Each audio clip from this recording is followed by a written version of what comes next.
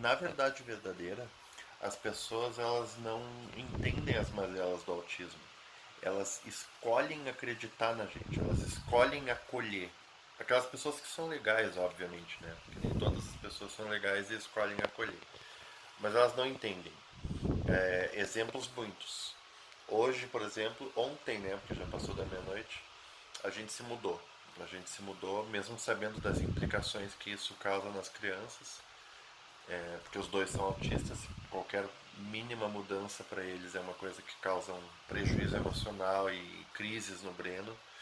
Imagina uma mudança de casa, né? Mudar-se de casa.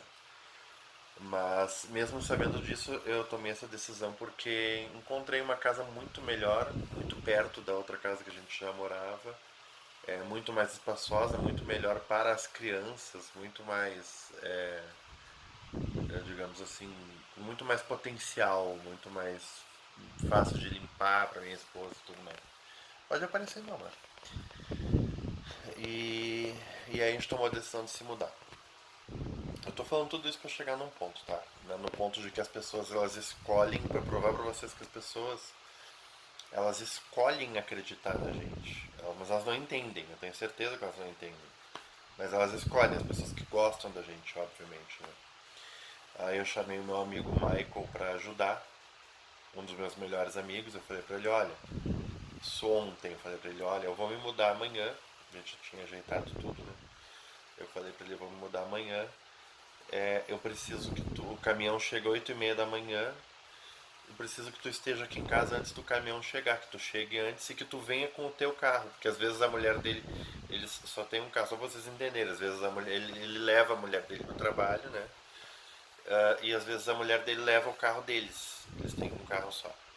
Eu falei pra ele: eu preciso que tu esteja aqui na minha casa com o teu carro antes do caminhão chegar. Por que disso? Porque as crianças, o Pedro já entende mais, mas o Pedro já passou por isso. O Pedro já foi a criança. Não, não faz, não apertas, não vai parar de gravar, Pedro. O Pedro já foi a criança que chorou porque saiu o botijão, acabou o gás. Eu fui trocar um botijão vazio pelo cheio e ele chorou porque estava pegado ao botijão. A rotina, né? Não o botijão. O botijão não é a coisa que importa para ele. A coisa que importa para ele é que tinha uma coisinha dele saindo de dentro da casa dele. E o Breno é isso aí multiplicado ao tamanho, a quantidade de estrelas que tem no céu, de apegado à rotina, né? E de afetado por ela. Então eu falei pro Michael: olha, preciso que tu esteja aqui antes do caminhão, que tu chegue aqui no teu carro, nessa casa para onde eu tô, que eu vou pegar as crianças e vou para casa para onde a gente vai morar. E a gente vai ficar lá esperando. As crianças não podem ver, principalmente o Breno, não podem ver nada saindo de dentro da casa e nada chegando na outra casa. Tem que ser uma coisa assim, eles têm que fazer a mudança meio sem que perceber. E foi assim que foi. Realmente ele foi para lá, um baita de um amigo, parou a vida dele para ir para lá. E eu falei para ele: ó, se não quiser carregar nada, não precisa, porque eu contratei com ajudante, né? Contratei a mudança com ajudantes.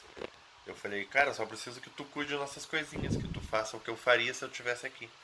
Que tu cuide para não estragarem, que tu garanta que chegue lá no destino, essas coisas todas. Que tu coordene a obra. E foi a obra não, a mudança, né? E foi o que ele fez. E então esse foi o fluxo, tá? Ele foi para lá para casa. Ele entrou em casa, a gente entreguei a chave da casa, a gente saiu de casa e viemos para cá sem nada, sem as coisas. É como se a gente tivesse indo passear. Pra cá, mas a gente tá agora morando já, né? Como se a gente tivesse vindo passear. E aí só que as crianças também não podiam ver nossos móveis chegando aqui, principalmente o Breno, né? Eles não poderiam perceber que é uma mudança. Na cabeça deles, eles tem que ser de maneira suave. Eles têm que achar até que a gente está numa pousada, que a gente foi pra praia, que a gente está numa pousada e que essa pousada acabou se transformando na casa deles. Porque o Breno ele entra numa crise, ele entra em desespero e esse desespero se transforma em crise e a gente pode acabar parando no hospital por causa disso. Então a gente tem muito tato, muito cuidado com o Breno com relação a tudo, principalmente uma mudança. E aí eu avisei, ele pediu pro Michael. O Michael disse, ó, a gente tá quase carregando o caminhão aqui. Eu falei pra ele, tá, então tu. Foi, Michael, me avisa quando o caminhão estiver saindo daí, que eu vou vazar, vou dar o pinote, vou tirar as crianças de casa. E foi o que aconteceu. Ele avisou, o caminhão vai chegar, aí eu enfiei as crianças dentro do carro, assim que chegou o caminhão, eu fui embora. E o Michael, com as pessoas, descarregou tudo aqui, colocou as coisas nos seus devidos lugares. Nem tudo, né? Porque eu não queria abusar também da nobreza das pessoas. Pedi para deixar a maior parte das coisas na garagem. E a gente vai subindo aos pouquinhos. Agora a gente está aqui, por exemplo, aqui improvisado. O guarda-roupa está aqui. A gente está no chão, a cama não subiu ainda. É, meu amor? Mas eu tenho certeza absoluta que ele não entende isso. Que ele é pai também, né? Mas ele é pai de uma criança típica, de uma criança normal, digamos assim. É óbvio que ele não entende isso. Mas mesmo sem entender isso, ele escolhe acolher. Ele escolheu acreditar, sabe? Porque o que pode parecer para quem vê de fora? Para quem vê de fora, o cara tá fugindo da mudança, o cara não quer fazer a sua própria mudança. E não é isso, eu já passei por experiências horríveis com mudanças com eles, assim, e das quais eu nunca mais quero passar. E o Breno piorou, o Breno ele tá muito mais rígido, ele tá com os pensamentos muito mais, não é pensamento na verdade, ele tá muito mais rígido aos comportamentos do que ele era há alguns meses atrás. O Breno ele aceita muito menos, o Breno tá muito mais inflexível. Então, imagina, uma mudança, se não for muito bem conduzida, poderia gerar uma catástrofe na cabeça dele. E no entanto agora ele tá de boa, o Breno tá de boa, o Breno tá dormindo, o Pedrinho também tá de boa. Tá de boa, filho? Tá? Tá gostando daqui? Tu gosta mais dessa casa ou da outra casa? Fala lá pras pessoas. Qual casa tu gosta mais, filho? Aqui? Ele tá jogando agora. Ele tá focado no jogo dele. Então, e aí isso dá uma conexão com a campanha Me Ajude a Falar, né? A campanha para as crianças para o tratamento terapêutico indicado pelo médico. Eu me preocupei tanto em criar um site, né, meajudeafalar.org, e nele alimentar com todas as informações. Nele eu coloco lá recibo das terapias que eles fizeram até então, tem lá. Tem o laudo médico com o plano de tratamento. E tudo isso para comprovar a idoneidade da campanha. E aí a gente não recebeu tanta ajuda quanto eu imaginei que a gente receberia, porque a nossa campanha de arrecadação de recursos para tratamento médico é a única campanha que eu conheço. Não é a única do planeta Terra, porque eu não, seria muita arrogância, não posso conhecer todas do planeta Terra. Mas é a única campanha que eu conheço que não depende de as pessoas acreditarem em mim. Ela é auditável, qualquer pessoa pode.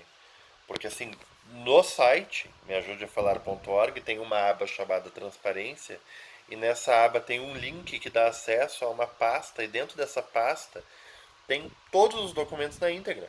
Todos os documentos da vida das crianças, da nossa. E tem laudo médico, tem plano de tratamento, tem recibos, tem vários laudos médicos. E tem todos os nossos dados na íntegra. Tem nosso endereço, tem meu CPF, meu RG, minha data de nascimento, todos esses dados também da minha esposa e todos esses dados das crianças também. Tem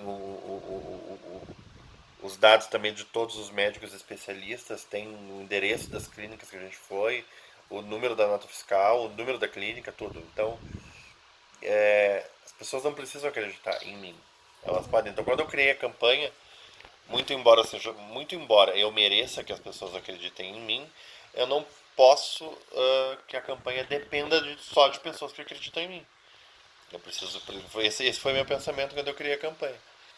E aí eu vejo que na verdade pouco importa para as pessoas.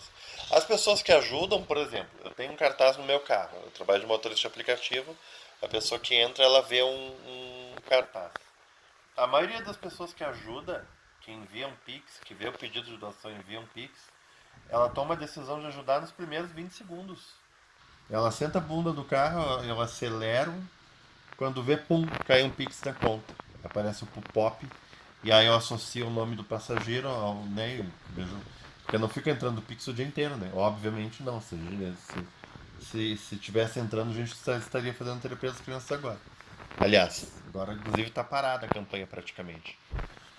E aí eu agradeço, aproveito e agradeço. Eu digo assim, ó, o senhor fez um depósito agora, a pessoa diz, fiz, eu digo, muito obrigado.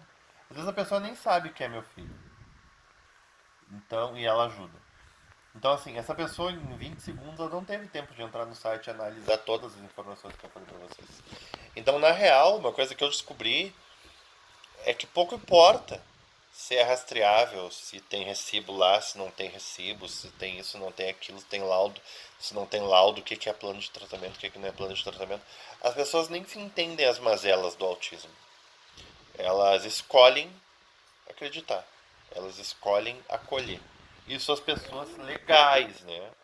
Porque também tem as pessoas que não são legais, que acham que a gente está fazendo fiasco, acham que autismo é. Que ainda bem que é minoria. Essa gente cretina é minoria. Mas tem gente ainda que acha que autismo é advogada extraordinária, que acha que autismo é apenas uma pessoa tímida.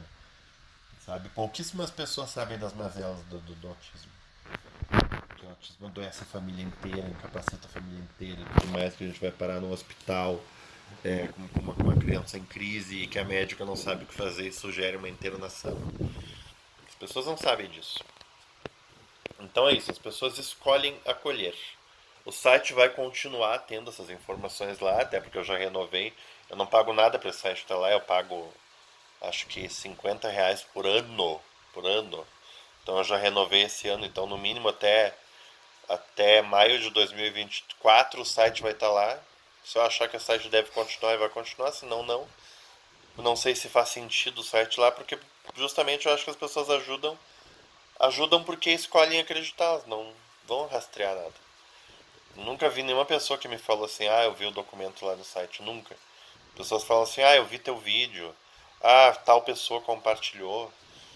Então é isso, as pessoas elas não sabem, então elas escolhem e não dá pra gente exigir que elas saibam, elas já têm que saber da vida delas. Elas estão escolhendo ajudar a gente, assim como o Michael hoje escolheu ajudar a gente. E já é muito, a gente já tem que se dar por satisfeito.